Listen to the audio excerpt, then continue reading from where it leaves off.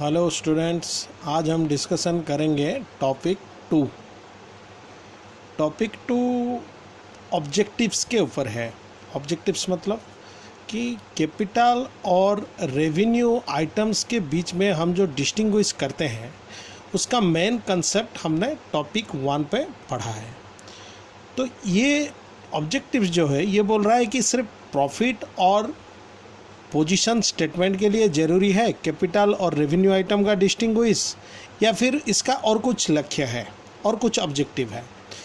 तो प्रॉफिट और position statement के बाद भी इसका और कुछ भी ऑब्जेक्टिव होता है, जो कि हमको इस क्वेश्चन के आंसर में दिया गया है। तो क्वेश्चन है हमारा टॉपिक 2 का, what are the objectives of differentiating capital and revenue items. Capital और रेवेन्यू आइटम्स का डिफरेंशिएट करने का लक्ष्य क्या है। तो इसका जो मेन थीम है, मेन कॉन्सेप्ट है, वो वही है कि हमको प्रॉफिट निकालना है, रेवेन्यू आइटम को पहचान के और कैपिटल आइटम को पहचान के बैलेंस शीट बनाना है। इसीलिए हमको ज़रूरी है, तो हमने टॉपिक 1 पे भी पढ़ लिया है, लेकिन उसके बाद भी इसका और कुछ ऑब्जेक्टिव है। क्या है देख लेते हैं। पहला point, to ascertain true and fair net profit. अगर हमको true and fair net profit चाहिए तो हमको कैपिटल और रेवेन्यू आइटम में डिस्टिंग्विश करना पड़ेगा। To meet requirements of income tax provision.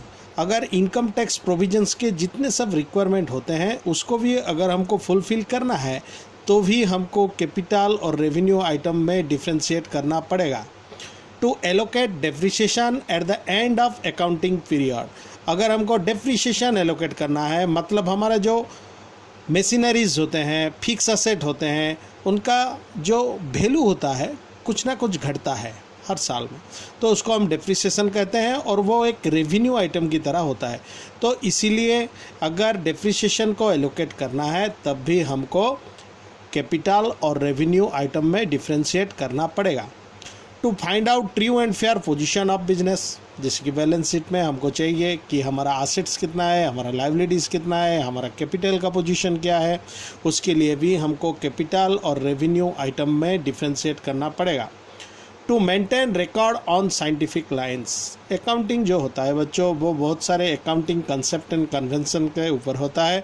अगर वो कंसेप्ट और कन्वेंशन को हमको अप्लाई करके अकाउंटिंग करना है तब भी हमको कैपिटल और रेवेन्यू आइटम में डिफ्रेंशिएट करना पड़ेगा। दैट मीन्स जो हमने टॉपिक 1 पे जो कंसेप्ट पढ़ा था उसमें सिर्फ हमने 2 रीजन दिखाया था हमें क्यों कैपिटल और रेवेन्यू आइटम में डिफ्रेंशिएट करना चाहिए। वो सही है, वो उसका मेन कंसेप्ट है, इसके लिए हम करते हैं, लेकिन उसके ऑब्जेक्टिव्स और भी होते हैं जो अभी हमने डिस्कशन किया। ठीक है।